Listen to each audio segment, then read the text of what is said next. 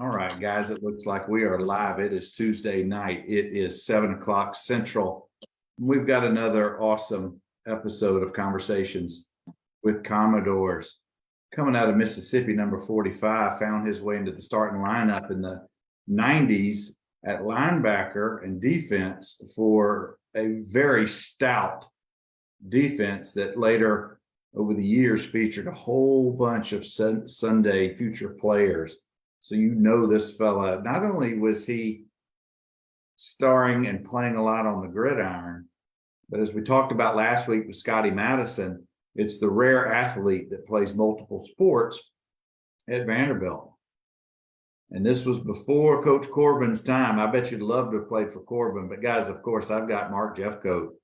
Mark, I know I kind of butchered the intro, but I want to know, what was it like trying to play two sports at Vanderbilt and being a math major? I mean, you're such an underachiever, dude. What's that about?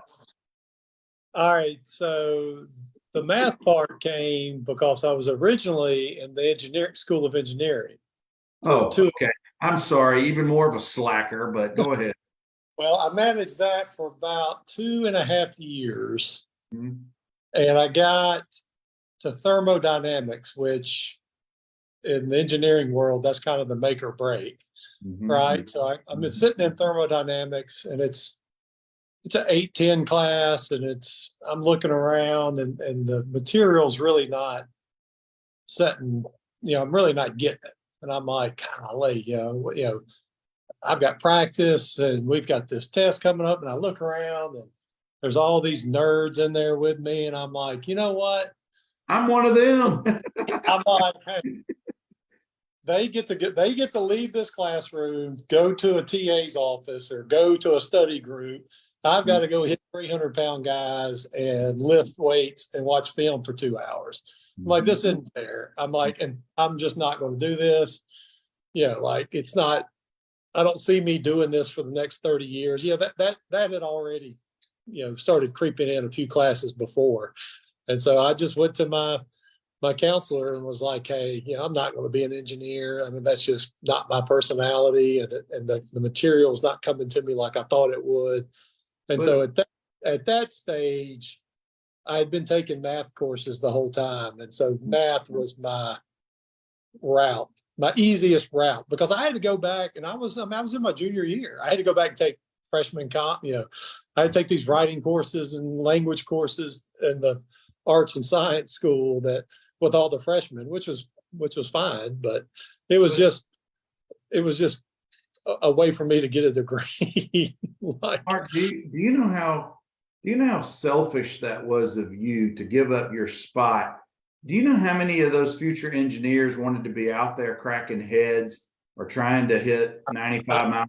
Did you even once think, maybe I should give my spot up to those guys? I'll stay in the engineering world, and one of you guys can take my place over at Magoogan. I was like, none of these guys should. Well, I mean, it was, like I said, it was a lot trying to do both. But I mean, as far as playing both sports, it didn't bother me because that's all I'd ever done. Like that was normal. Like I was ready, when football season got over, I was like, okay, let's move on. Let's go play baseball.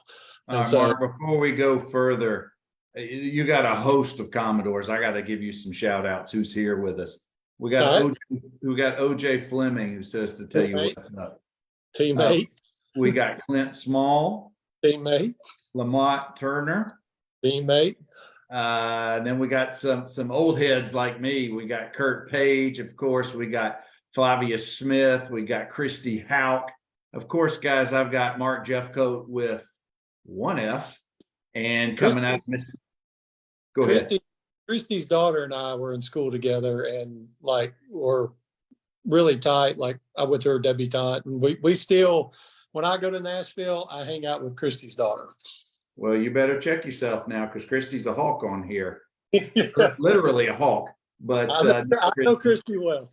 Thank you for coming on board, Christy. And I need round 3, Christy, with you on this show. That's for sure. Mark, growing up in Mississippi, how did you escape Southern Miss, Mississippi State, Ole Miss, Arkansas? How'd you get out of that region and get yourself up to Nashville? Well, growing up, I grew up with four brothers, and I tell everybody I was a baseball player who happened to play football. And I have, like I said, and my family's a baseball family. My dad played, my older brother pitched at Southern. I have a twin brother, he played college. And anyway, I grew up just playing football because my buddies did. And we weren't like a big rah-rah football. Like, I mean, we of course, my dad and we all watched football, but it wasn't like that was our thing. We were more hunting and fishing, and then playing a little ball in the spring, and oh look, football's coming around, y'all playing this year? Yeah, I'll play, that sort of deal. And so and on top of that, I didn't really have a school growing up. It's not like it is today. I mean, I don't think we had cable until I was probably in the sixth or seventh grade. Like, we didn't have ESPN. Like, it was out there, but we lived out in the country at that point. And anyway, I didn't really. You spent all your time outside. I did. Just kind of a childhood. Yeah. And my mother was like, y'all get out of my house and don't come back to the yard. So I got to ask you, with five boys, were there any sisters? No sisters. All right, with five boys in the house, was it a sheetrock house? No. Was it cinder block? Was it plaster? And how many holes did you guys put in walls, roughhousing? Well, that was the one rule, because my dad spent a fair amount of time on the road, and he knew my mom had no chance. And so his rule was absolutely no fighting in the house. Now, if y'all want to fight, go outside, that's fine. But in this house, there was no fighting. And my dad, I'm a pretty big guy, but my dad was a real big guy. And so you guys were a precursor to the Gronkowskis. Yeah. We were, the poor man Gronkowski's. So, the Southern version. Yeah. So, like I said, I didn't really have a team that, that I really pulled for. We watched Notre Dame on Saturday mornings. That was kind of a big deal. Yeah. That was the only national televised game, morning games. And then, if an SEC team was playing that night, then sure, we'd watch it. But, like I said, I wasn't too married to any one team. Although, like I said, my older brother did play at Southern, and Southern they were the first ones to start recruiting me. They started recruiting me when I was, 9th, 10th grade. And of course they were like, oh, you can play both. And I'm like, okay, let's see what happens. And anyway, and I didn't really develop until really in football till my senior year. Like, I was on the radar a little bit. I was getting all the letters from all the schools, but nobody was really, coming at me in football. I was going to say, were you more of a prospect at that point in baseball? Yes, very much so. Because I was 6'2". I could run. And then once the baseball guys and about that junior year, when the football talk started ramping up, a lot of the baseball guys kind of backed off, because they're like, hey, what are you going to do? And I'm like, I don't really know. I'd like to play both. And they're like, well, football's a full ride, baseball's a partial, whatever. We'll do the best we can type deals. And so in my mind, 17-year-old, I thought, well, what I'll do is I'll take this football ride, if it comes, if the right school comes along and offers me, full scholarship. And again, I wasn't sure that I was capable of playing at SEC or, at that level. I just didn't know. And anyway, I thought, well, I'll take a football scholarship. I'll go play some special teams and, maybe do, maybe start my senior year, stuff like that. And then, but really what I'll do is in the spring, I'll go work on my baseball and move up in the, my draft stock. That was 17-year-old plan. And it didn't work like that. I got to Nashville, and when I got there, there was a core group of linebackers starting. You had Shelton Quarles, who was, obviously a great player. You had Rico Francis, and you had Gerald Collins. And then you had a little bit in between us, but there was not a lot. And then, it was obvious that Coach DiNardo saw that, hey, we need some help. And so he brought 4 of us in. And then, of course, AJ grew into it. But anyway, once we got there and we saw, and I ended up playing special teams pretty quick, just because I was 6'2", and other guys were a little bit shorter, because we all ran about the same. We were all good, pretty good ball players. And anyway, once that season was over, you kind of looked around and you're like, wait a second, there's only 4 or 5 of us in this room, and there's 3 spots, so. But I want to pause that, because you're in my mind, there's part of your story that I don't want to leave out. We're going to come back to that point. I'm sorry to interrupt you. No, that's fine. Go back to the spring of your senior year of high school. You're playing baseball. I assume that you've still got baseball in your mindset. You've already signed with Vanderbilt, but at that point, before you signed with Vanderbilt, had you made contact with Mewburn or anybody in the baseball community at Vanderbilt about playing both? They knew. They knew I was. Yeah. Scotti Madison told a very interesting story about how he had it written into. He had an actual signed document that allowed him to play both, and he actually had to use that. It ended up being to his detriment a little bit, but talk about the dynamics, because not a lot of guys can pull off playing both sports. How did you, I guess, maneuver those waters with both coaches? Well, again, I was a more accomplished baseball player in high school, and I developed more as a football player once I got to Vanderbilt. But as far as baseball goes, I could have pretty much, I sat at a tournament with Skip Berkman and Ron Polk, and that conversation about what are you going to do, that was with those 2 guys. And I'm like, I'm not sure yet. And they're like, well, just let us know, we can talk. And for those of you who don't know, Berkman and Mississippi State, Polk, Ron Polk were 2 of the very best coaches in the last 50 years in college baseball. Their programs were top notch at that time, way ahead of Vanderbilt at the time. Yeah. And so what I did once the recruiting, probably I had a couple of really good games. And of course, again, back then you didn't have all this huddle and all this. Early in my senior year, had a couple good games. We had a coaching change at my high school my senior year, and the guy that came in played at Ole Miss. Quarterback at us. So he knew the gig. So he got on the horn and he started sending it out. And all of a sudden, he sent out, a couple of my better games early in the season. And then that's when things really started to move pretty fast. And at that point, it was every conversation that if I was speaking to a school with a football recruiter, it was, hey, I want to play both. And I didn't have very many schools. Of course, they didn't tell me no at the time, but they'd wait till you get on campus. Most of them were open to it.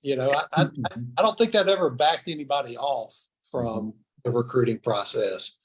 But getting back to how I got out of Mississippi, okay, Jackie Sherrill was at Mississippi State, and a good friend of mine who went to a neighboring school. He and I actually worked out when we were at home together. His name was Paul Lacoste. He ended up being a very good player for Jackie Sherrill as a same position. Well, he played middle linebacker, but anyway, we were both linebackers. And so State was kind of down. They were trying to decide between me and Paul as to, who to offer. And they ended up offering Paul because I was 205 pounds max, soaking wet coming out, and he was 235 pounds. And, he was already there from a physical standpoint. And then Ole Miss was in the process of going on probation. That's when Billy Brewer got fired. It was either my junior or senior year, but the hammer was coming. So I'm like, all right, State's out, Ole Miss. And I'll never forget this, like my high school sweetheart who I dated, all through high school, her dad was a huge Ole Miss guy, and he used to just ride me. And I'd be like, Bo, I'm not going. I'm like, look what y'all got coming. And he'd be like, come on, anyway. So those two schools really weren't, they were never really in it. Southern, just because both my parents went there, all my brothers went there. There's some family stuff there. And most of my family, my extended family, lives in South Mississippi. So it was there, and Tulane was there. Tulane was not bad back then. And so Tulane was definitely on the radar. Did Jackie Sherrill castrating that bull have any impact on your decision? That was just a few years before, wasn't it? Yeah. But I mean, he had done it at, where was he, at A&M maybe? A&M, yeah. He did it at A&M, and he did it at State. And he had a lot of good stuff going on at that time, but that's what he's known for. And the cracks, if you live here and you hear it, the cracks were starting to show. And hey, so, Mark, we got some folks. I got to give you shout outs. Alfonso Harvey. Yeah. Teammate. Trey Holloway. Yep. Jason Smith. Yep. Teammate. Birmingham. And we got Kenny Cole. Thank you, fellas. All right. We got Mark Jeffcoat. Now, take us to Vanderbilt. Take us to the communications between Mewburn and, I guess it was DiNardo at the time. And well, there wasn't a lot. I mean, it was not. I wasn't like Scotti. I mean, it was more like of a handshake deal. Hey, we'll work it out. Don't worry about type deal. And I trusted them. I mean, it was fine. Now I'll tell you this. When again, because I didn't really pay attention to college football growing up, or really wasn't. Again, it's just so much bigger now than it was back then. So I hadn't really heard of. Well, I had not heard of Vanderbilt until they started recruiting me, and then so I scheduled a visit, and it's in Nashville, and I'm like, okay, that's fine. And my dad was on the road at the time, and he said, well, I'll just meet you in Nashville. They offered you a plane ticket. You get on a plane, and I'll pick you up. And so we go, and honestly, I don't know if the coaches still. I assume, I'm guessing they can't do it like this anymore. Used to, they would bring you on your official visit. They'd, you go Friday night, you hang out with the guys and that sort of thing, and then Saturday you tour the campus. And then at some point during that Saturday visit, you would go to the head coach's office, and basically you'd either get an offer or they would, to kind of tell you where they were at. And so, I had been talking to Coach Case, who was the DB coach at the time.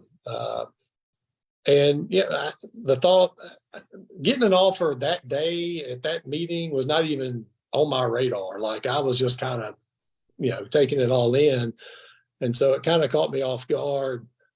But at that point, I was also pretty blown away by the whole thing. Because once I told, word kind of got around. And again, I don't know a lot. I'm a dumb boy from Mississippi.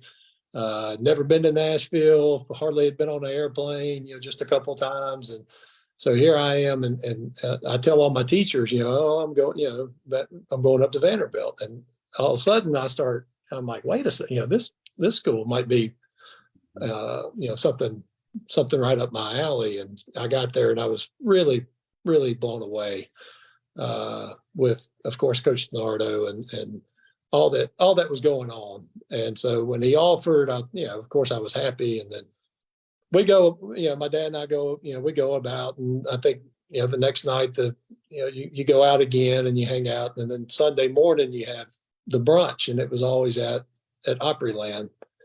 And so my dad and I are riding out there, and he's like, so, what do you think? And I'm like, Dad, crap. I don't see anything better coming along. Do you? And he's like, no, absolutely not. So, because he knew Vanderbilt and knew all that, but he never he stayed out of it. Like he said day one, this is your gig, you go. And so I said, well, I think I'm ready to commit. I don't see any reason. So I had a couple more official visits scheduled, but I got to Opryland and told Coach Nardo and called, when I got back to Mississippi, and canceled the rest of my visits, and that was that. Boy, when you were on your official visit, did you meet with baseball as well, or this was strictly a football visit? No, that was a football visit. So the baseball was more, once I got to campus and that sort of, because you come up, a month early or whatever it was, so they were around.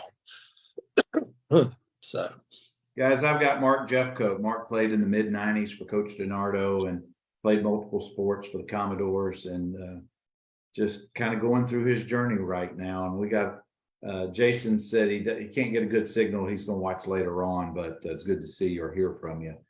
I'm glad Jason's on. I believe he's had some health issues, so I'm glad he's doing better. So yeah, Jason's doing well. He's here in Birmingham, and I get to see him from time to time. He's a good dude. Mark, let's talk about the academic. Say again. I think him and James Manley and Brian Boykin, they all came from the same high school, which is Huffman High School here in Birmingham.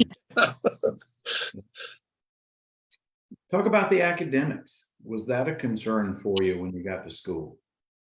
No, I was too dumb to worry about that. I didn't really. I just thought, well, I'll do what I always do. And because all the dumb guys go through engineering, right? Yeah. Again, I just not knowing. If I had to do it all over again, I'd probably do a few things. I'd probably pay a little more attention to the books, but I never got. I was never. I didn't graduate with all the tassels and stuff. I remember one of my roommates who was not an athlete. He came. We liked to have a good time. Our house was kind of the party house, whatever. So we get to graduation. He comes downstairs and he's got all this, stuff on. We're like, what are you doing? And he's like, oh, I graduated, Whether you were first in the class or last in the class, you graduate. That's right. So, Mark, what about was tough, real tough. What about from a social standpoint? You come from a small town in Mississippi. Nashville's a big city, even though you're kind of consolidated or in a cocoon, if you will, on campus. It's a lot of kids you're dealing with, football wise, and students in the population. Was that ever on your radar, or you just kind of, it was what it was? Well, I'm actually really not from a small town. I'm more from the suburbs. Now the small towns are all around me, but in my high school, we graduated with right at 200. So okay. Yeah, so I'm not a 1A country school or anything, but no, the social aspect was fantastic. Like I thought it was probably the coolest part about going to Vanderbilt. Like I remember, freshman year, I rode with Jason Tomachek, who was from Nashville, and he and I and then a lot of the guys in our class were on our floor in Branscombe. But I just remember like the non-athletes, the guys across the hall. One was from Philadelphia, Pennsylvania, and one was from Darien, Connecticut. One was from Houston, one was from Chicago. And all these, you just go down the hall and it's like, oh my gosh, this is crazy. And then all of a sudden you're all buddies and you're all hanging out. And I just thought that was, they make fun of my accent, I make fun of theirs. And it was, I absolutely loved that. Like, I just thought it was the coolest thing in the world.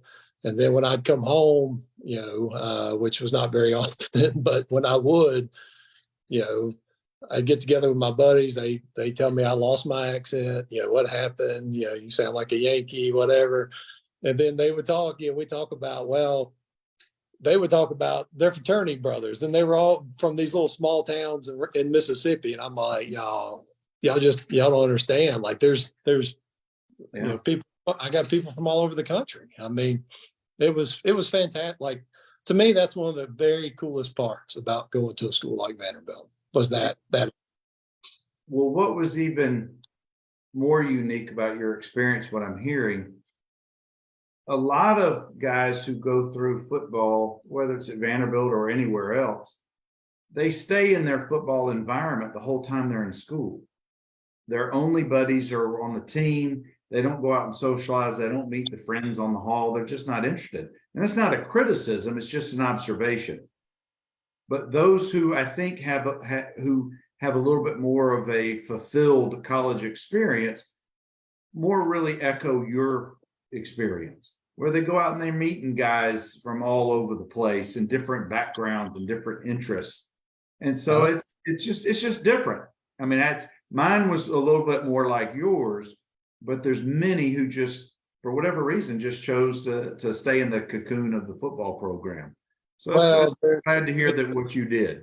Yeah, no, I mean, football is so time consuming. It's like I said, I think I told you when you asked me, I ran on 4 hours of sleep, for a long time. Like, I mean, there was just so much going on, and I wanted to be a part of every bit of it. So, and of course, like I said, when you're 18, 19, you can live on 4 hours of sleep. That's not that big a deal. Now, maintaining weight was a problem. Because I struggled like a lot of guys at that age with, putting on weight, I guess, trying to. Some of us didn't have that problem, but then again, when you play quarterback, you really shouldn't keep on that weight. Yeah. But, we got speaking of quarterbacks, the mayor of Murfreesboro. Who am I talking about? Kurt? No, we got Joe Peebles in the house. Yeah, okay, all right. Joe Peebles. Hey, Joe P, how you doing, bud? Joe's been on the show, and he and I were teammates for a year. I got you. Mark, what was the biggest transition athletically for you coming out of high school and then trying to compete in the SEC? I tell everybody, and again, I keep going back to this. You got to remember, I'm coming into this pretty dumb, like pretty naive. I did go up for the spring game with my dad and got down on the field and got to look around and watch that. And that's the first SEC football game I'd ever, been to. Like, I'd never gone to a game. And so I got down there and I looked and I'm thinking, the size is what at 17 years old, the size is what kind of didn't scare me, but I was like, wow, I really got to get to work, because I'm going to get killed. And then you have to deal with more,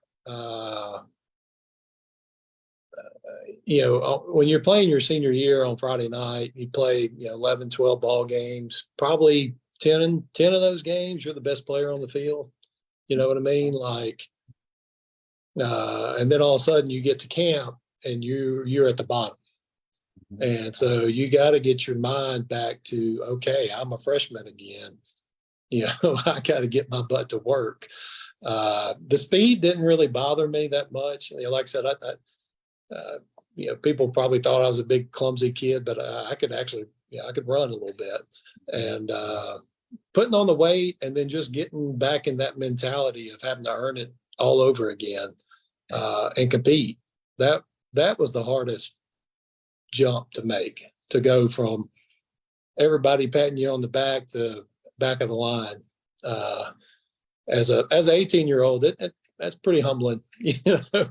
Well, you go from being the big fish to now one of the small fish. And So to everybody speak. tells you that. I mean, the coaches tell you, big fish, you know, you were a big fish in a little pond. Now you're a little fish in a big pond. So better get to eating and get to work.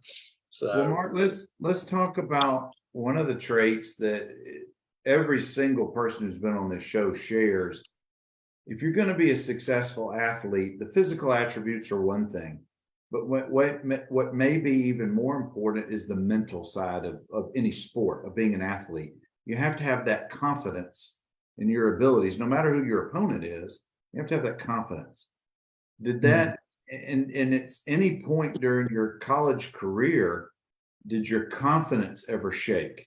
Did you ever have doubts in your abilities, or were you a pretty confident guy through and through? My confidence always came from my work ethic, just like a lot of good athletes. I mean, my dad, he raised us, you know, we picked up, we had 2-acre lot, and when, you know, he made us pick up sticks that big on Saturday mornings. You know, he didn't want to stick on the ground. It just worked us like, and now he installed that work ethic. You know, you get what you work for. And so a lot of times, like, you know, I only played a couple of years of baseball, and when I was at Vandy, and both years, you know, I would lose so much weight because it's, you know, they don't want you lifting weights, and I didn't want to lift weights. Like, I mean, one of the biggest problems I had in baseball going back was when I picked up a bat, my body had changed so much, you know, so I took that freshman year off to add 30 pounds. And my swing never really it was just different. And so, you know, what did I do? Well, I dropped 20, you know, to try to get my swing back. You really yo-yoed. Well, I struggled until my senior year with weight. I couldn't hold it. Anyway, so when I would come home, I mean, I would literally eat, you know, 2 sticks of cookie dough. And if Chris Gaines gave us a book and it said 4 sets of bench press, I did 6. If it said, you know, I would do a workout and a half every day to try to get it back. And Oh, I bet Chris loved you in the weight room. well, yeah, well, he didn't like me in the spring because I wasn't there. That was, so he'd get real mad at me. And when I'd come weigh in, he'd get real mad at me. So, Mark, you and your twin, where were y'all in the birth order of boys? You were the youngest. So you really, the two of y'all really had to fight with, I don't mean literally, but fight with the older brothers for playing time just within the family dynamics. Oh, I bet that experience right there taught you a lot from a mental aspect of succeeding in sports. Well, what it does, especially like I said, my oldest brother, he was an all-state, first team all-state, you know, baseball player, big stud, you know, really good athlete. And so there was 5 of us, but we're only 7 years apart. And so my oldest was 7 years older than me. So what's that put me, like, you know, 5th grade, 6th grade, his senior year. Yeah. And so it's not like I don't remember, like, you know, I was at the games and I saw those games, and, you know, and so I always tell everybody, you know, the younger sibling's always going to be better. Not always, you know, just based on physical abilities, but you put the same to the younger one, is going to outwork because he wants to beat that older. 100%. Absolutely. That's why I'm excited about this McAvane kid coming, the pitcher. I'm like, his brother was pretty good. I can't wait to see little brother. Oh, you and I can have a whole side conversation about the Vandy boys. Guys, I've got Mark Jefcoat here, and Mark, I want to talk about, you get to campus, you've already described who were ahead of you in the depth chart from linebackers. You guys had some awesome individuals and team efforts in those years on the defensive side. And I'm going to throw names out like Carlton Hall and just, I mean, I could go on, but what was it like practicing with those guys? It had to have been a learning experience, especially with the older guys who you're trying to, like you said, with your older brothers, you're trying to get that, from a competition standpoint to get there.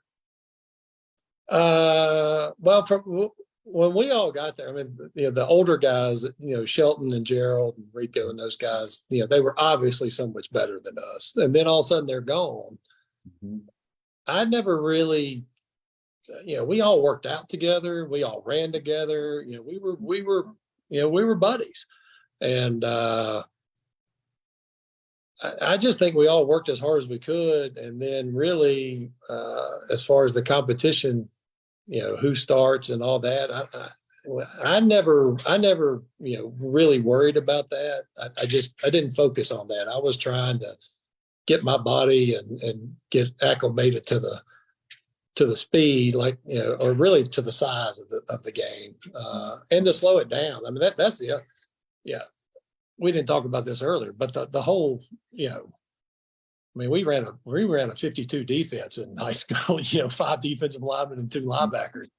All I did was tackle the guy with the brown thing. That's what my coach told me to do.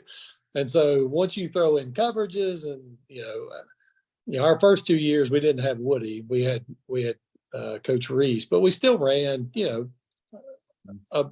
not a bland defense, but I didn't know what cover 3 was. We didn't run cover 3 in high school and stuff like that. So that part of it and trying to get the game to slow down was definitely the hardest part. That's what you've led me to, going back to the confidence. The very best of athletes, regardless of your sport, are able to control their heart rate, and they don't have to really think as much. They just do, because they've done the reps. They've been there. They've been through the wars, and now you're just reacting as an athlete. Do you recall at what point that just kind of clicked for you? Was it during your freshman year, or was it a little bit later on when those older guys had gone, and now you're really competing for the team one? So I guess there's a question: when did it slow down for you, and you just reacted as an athlete? I think my sophomore year. I don't think it slowed down. I think I played. I didn't play. I played to try not to. My biggest thing was I don't want to screw up. I don't want to let the big play happen. Right. So it really takes a season. At least it did for me. And I hate that I played that way, but I did play that way. But about midway through the junior year, you could really, TV timeouts and stuff like that. You could kind of look around. Like, I never saw a crowd. That's what everybody. What's it like playing in front of 100,000? I'm like, I don't know. I had, I'm locked in. Yeah, I was going to say you're too focused on your assignment. I'm locked in, making sure I know the plays and and that kind of thing. Down and distance, you never thought about down and distance, growing up. I mean, that just wasn't a thing. And so all that comes into play. And so Mark, when you get to that mindset, when it's finally it's slowed down, your heart rate and just the game itself, is it more enjoyable at that point? Absolutely. Yeah, absolutely. Yeah, playing nervous or playing, even though you're focused. I mean, I want to say I wasn't like shaking in my boot, like scared I'm going to get beat up or something out here. But it was just, I was so focused on not making a mental mistake. It didn't allow my mind to do anything else. And then once you relax and the formations, the down and you got all that. And then, like I said, TV timeouts and stuff like that, Matt Shuckman, and, I used to mess with Jamie Duncan all the time because he was always so angry looking. And I used to, just, try to make him laugh in between, and of course he wouldn't. But anyway, I'd mess with him if I could. I'd be like, look at that girl over there, Jamie. Love Jamie. He still looks angry and mean, but he's the nicest dude. Yeah, he's the nicest dude. Mark, when the game slows down, and whether it's in your head or you're verbalizing, I know this play, and you're starting to let your defensive players around you, do y'all recognize this? You recognize that. I would think that would be the ultimate fun if I'm on the defensive side, when you can anticipate what you see is about to happen because you've already seen it, whether it's on film or you've just done it in practice so much. Did you get to that point? Because there's some great pictures you shared of Jay Barker just mashed into the ground where you and the collective have already done some damage.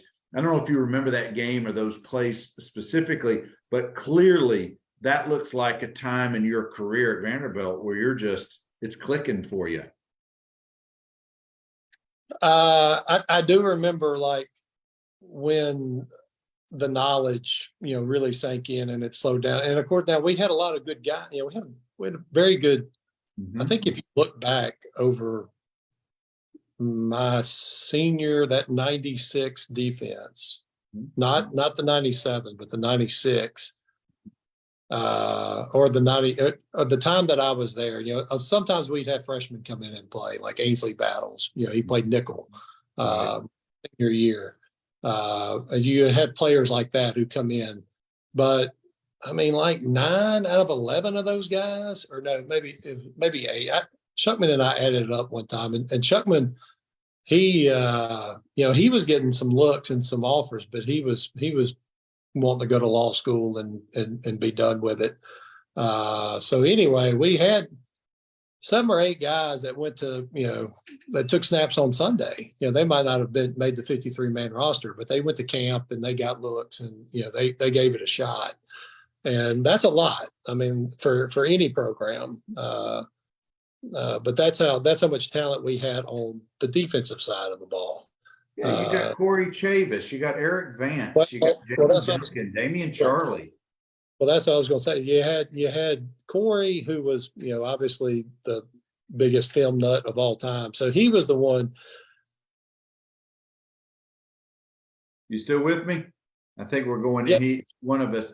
I want to take you to that, and this was a heartbreaking game for those in the stands or on TV, but I know it had to have been for you guys. It's the Notre Dame game that opened the season, the 14-7 loss. I mean, I don't know if that's picking at some bad scars for you, but clearly you got to remember that game. Oh, it was the loudest that stadium probably. I know in my time there, I'm not so sure it could have gotten any louder than that night. Because you had the blimp, you had, it was the only Thursday night game, and of course, I remember that game, very well.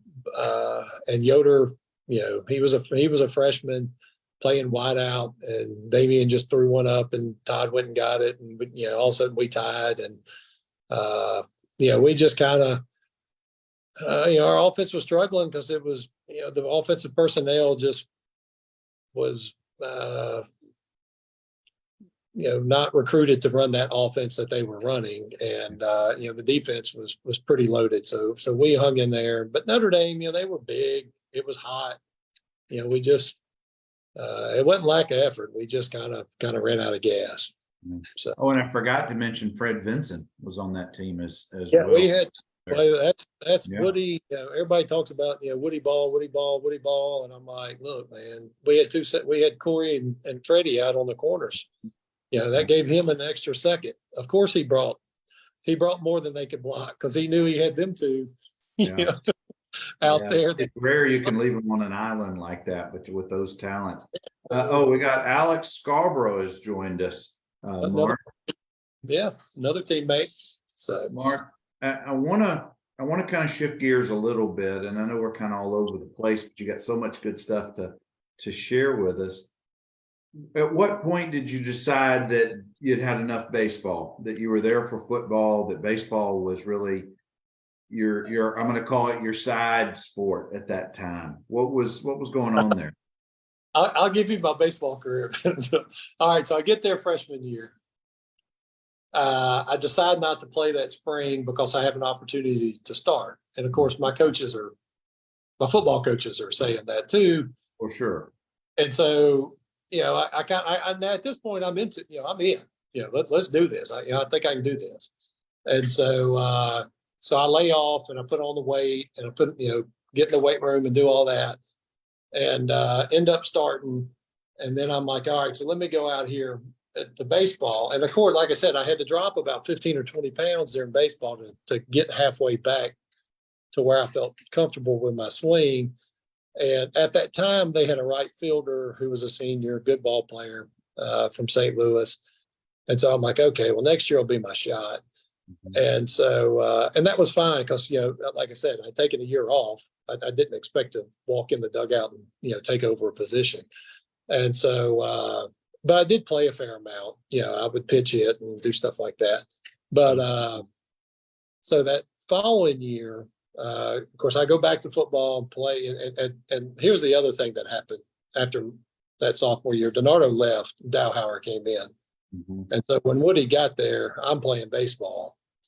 So him and Norm Parker, they called me and I have to go in and they're like, hey, this is a new coaching staff. You ain't got no starting job. You better get your butt back up. So they're putting the heat on me. So anyway, I end up coming back, kind of when baseball wraps up and end up starting again and doing all that. So that year, Vanderbilt brought in a guy from Vero Beach, Florida, Clinton Johnston came on campus, and people probably don't realize this, but Clinton was the SEC Player of the Year, a first-round draft pick by the Pittsburgh Pirates, and once he and I go out to trot out the right field, just like in football, it don't take you long to pick out that guy that's different. And of course, Clinton was very different. And so at that point, I'm like, man, I don't know, maybe I can go to left or, I pitched in high school. And so I started pitching. I tell the pitching coach, I said, hey, I won, 10 games my senior year at the number one team in the state. You want to see it? And I threw about 15 or 20 pitches and he said, well, you're now a pitcher. And so I pitch all that spring, and the weekend before our season started, we had an inter squad, and I'm out throwing, and my elbow's hurting. And shame on me if I hadn't been, a 20-year-old kid, I would have said something. But I tried to push through it, and I threw 2 innings, did well, and but I only threw like about 20 pitches. So the coach was like, "Hey, let's go work on a few things in the bullpen." And the second pitch in the bullpen, my elbow popped. And so I had a partially torn the Tommy John, UCF, whatever. But it didn't require Tommy John. I had to rehab. They said, we think if you rehab for a month and a half, you'll be fine, maybe 2 months. So spring ball rolls around, football. So I go back. Now Woody's excited, he and Norm are like, good, now you can't throw, you can play. Come to spring. So here I am at spring practice, and I've got this monster tape job going on, trying to protect my elbow. And I get all the way through spring, and I'm long tossing and doing all that, trying to get back to baseball. And on the last scrimmage before the spring game, I'm coming off the end rushing, and I go to club the tight end or tackle, whoever it is, and instead of having my arm like this, I had my hand open, and bam, popped my elbow again, despite the tape job. So I was back to square one, and at that point, they're already in season. I'm not going to make it back, and so not for that year anyway.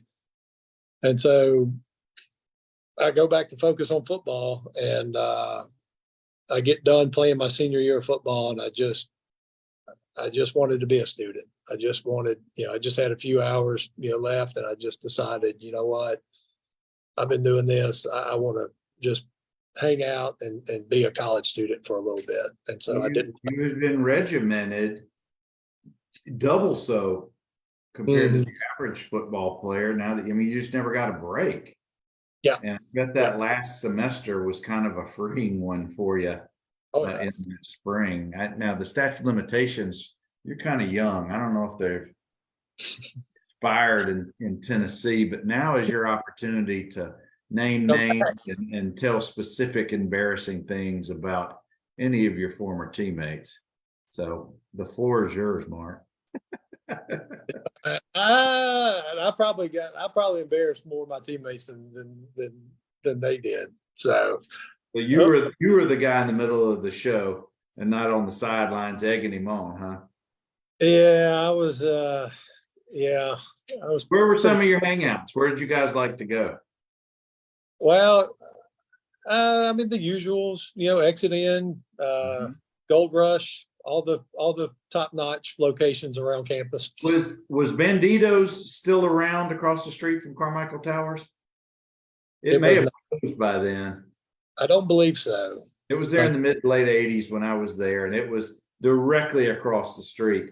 Kenny Cole says he bet you had a good time during the rites of spring.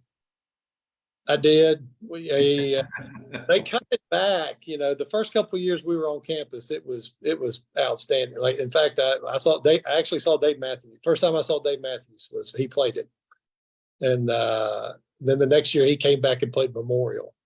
But we had the Chili Peppers was the big band for my year. Yeah. And then of course I've probably seen Dave 40 times since then. But the first time I ever saw him was Rites of Spring, Alumni Home, 1993. So, how awesome. Or what? 90. Yeah. So. Mark, we've got just a few more minutes, but I want to kind of take you past the Vanderbilt years. And one of the things I always like to learn is, because we've been athletes our whole career. I mean, your whole life, really, since age 4 or whatever, whenever you started sports, and maybe even younger since you were, one of 5 boys. But some of those lessons that we learn along the way, obviously they translate in life at some point or another. During your professional career, do you recall ever kind of utilizing some of those sports lessons or the sports mentality that have helped you kind of get through things professionally? The biggest thing I took from it was just, getting the job done. Like when I went to work, I didn't, of course I own a small business now, but for 14 years I was in the corporate world, and a lot of guys, they're just kind of sissy about work and stuff. I'm like, look, man, this is a piece of cake. Are you kidding me? What are you talking about? I'll stay up here till midnight. That's no problem. But we got to get it done. Let's get it done. And so that did help me kind of move up the chain pretty quick in that world. But it was just a matter of, like I said, getting the job done and working hard. That was, and the discipline that it takes, and to know, hey, you've got a job in front of you, get it done, period, no matter what. So that definitely translates well into corporate America. But what about, did you get the experience of bell buckle during your years? I did, absolutely. 3 years. 3 years up. And so many guys on here speak so fondly of their time. Do you also echo? Do you have those same fond memories of bell buckle? I remember thinking, hey, we're going to the mountains, maybe it'll be a little bit cooler. And then I remember telling my folks, I said, it's not, they moved this closer to the sun is what they did. It's not any cooler. It's hotter, And then, of course, when you're 18, your freshman year, here's the other thing I used to, we had 10 days. I don't know what y'all had. I'm pretty sure about, we had 10 or 7 days of freshman camp. Then then the varsity came in and we went to bell buckle. So you're talking about, those were 14 days spread out over 17 days. So basically you're talking 24, 27 days worth of tour days. And that's your introduction to SEC football. And, you're 17 years old, away from your family for the first time. And what's your experience? You walk into a old dorm where the AC barely works. There's no stalls on the toilets, and there's like 10 of them. And all these guys are eating new food. So it's pretty comical. It was eye-opening. You're like, and then every year the toilets would back up because the restrooms weren't used to handling, football players or whatever. So it was, I don't know it if was it's fair, if it's a fair comparison, but it's almost like being your introduction into the military. It's got to have a little bit of comparisons there, but that was but it's funny. fun. I mean, but it's funny too. Like, I mean, you look back now and you just like I told you, you got to be 18 to do it. Like at 20, at 30, there's no way you do it. You're like, no, yeah. But at 18, you're like, well, this is what they told me to do. I'm going to do it. Did you sustain a lot of injuries you're still dealing with, or how are you physically holding up these days? All right. So no, and I don't know why. And I tell everybody this, I even my little girl, she plays softball and she's tough and all that. And, she thinks she wants to play college. And I'm like, hey, look, the main thing that has to happen is you have to stay healthy. All right. And for whatever reason, the only time I ever hurt my back, only injury I ever had was we were maxing out and doing agility testing before we went to bell buckle my sophomore year. And I don't know if I did it squatting or running the 3-cone agility, but I've got 2 bulging discs in my lower back. And so I had to deal with, from that day on, I had to deal with back spasms. But I never missed I missed one practice at the end of my senior year when it was 20 degrees outside. And the coaches were like, you don't need to practice on the turf. We were playing Florida or whatever. So I never missed a snap, never got hurt. But I had to go to rehab every day. I had to go get, not rehab. I had to go get treatment every day for my back. Otherwise I'd lock up. Now the plus side to that, now that I'm, almost 50, is if I get over 240 pounds, God reminds me that I have those bulging discs. So he puts me down for a couple of days. So I do still somewhat stay in shape. I'm not, a triathlete or anything, but I'm not, I have no lingering, I have no joint issues, no anything. It's just if I get fat, my back hurts. Pretty simple. I think that's now I can't speak for the bulging discs part of it, but I think that all of us, if we get fat, our backs will lock up from time to time. Mark, I could talk to you for hours, but I want to be respectful of your time, and I want to make sure that we've addressed any of your good memories you want to share and things. So I'm going to give you the really kind of a last closing remarks, if you will. And here's my question for you to consider is, you've explained to us how it is you ended up at Vanderbilt. And some of us, when we finish our days, we think back on it fondly, the whole experience. And others of us, not so much. We're bitter about it for whatever our personal reasons. But I don't see you, I don't hear that in you. It sounds like you had a positive experience. And so over the years now, since you graduated, what's, I guess, made you most proud to have gone to Vanderbilt, graduated, and and you support the black and gold? Well, it still carries a very heavy weight. If anybody, if they ask you, well, where'd you go to school? I went to Vanderbilt. They automatically, assume, well, this guy's a genius. Which is not always the case, but. So that prestige is, it carries weight. I'm sorry, but it just does. And, not everybody gets to go there. And so I realized that pretty early. And so I always tried to look at it, as being that I was fortunate to be there. Because, nobody in my family had ever gone to Vanderbilt. Like I said, we'd never even heard of it, until, 92. And the biggest thing is the friendships, that I still got a small group chat, with some of the guys, and it's a hodgepodge of football players, baseball players, basketball players, and regular students. I don't even respond to it. They get mad at me. They're like, "Are you alive?" And I'm like, "Yeah, I'm just not responding to every pitch of this game." But anyway, right. And I still got a very good group of core friends. If anything ever happens to me, there's my best friend from Vandy, he lives in Seattle. He's the executor. That sort of thing. Those friendships, and I, even though I haven't talked to, I talk to Carlton, every now and then. We still keep up, but I haven't talked to Jamie or Kirk or AJ in forever. But yeah, I promise you, if I picked up the phone and needed something, that there is no doubt in my mind that they would answer the phone. And you would do the same for them. Yeah, absolutely. Mhm. Yeah, that's just the way it is. I mean, It's- that was my take from it. It's the brotherhood. Oh, yeah. And it's not just being teammates. It's during an innocent time in our lives, and you're going through the same wars, if you will.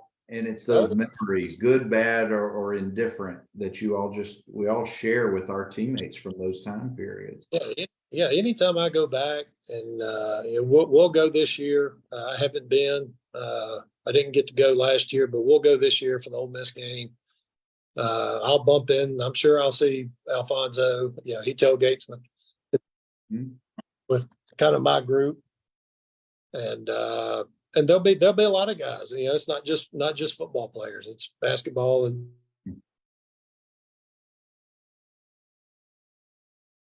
like it was in 1995. And Yeah. nothing changes. I mean, we're still This the will be same. a good reminder, Mark. Make sure you join the Black and Gold Club, because you've got complimentary tickets that could be available to you for that game or any other game that you choose. But Mark, thank you so much for taking us on your journey tonight. And I'm so glad to have gotten to meet you and learn a little bit about your story. I enjoyed it very much. So It was a lot of fun, guys. And that's why I do these every Tuesday night. Y'all keep coming back. I keep putting a lot of information about not just the Vegas game, but for all the games. There's all kind of questions that have now been answered by the Black and Gold Club about tickets, tailgating. You've got to register for these things. You can't just show up. If you have questions, talk to Chris Griffin. John Bradley says to tell you hello. Brian Josie said to tell you hello. all right, Big Josie. Big Josie. I'm trying to get him on the show some point. Maybe one time he'll join me.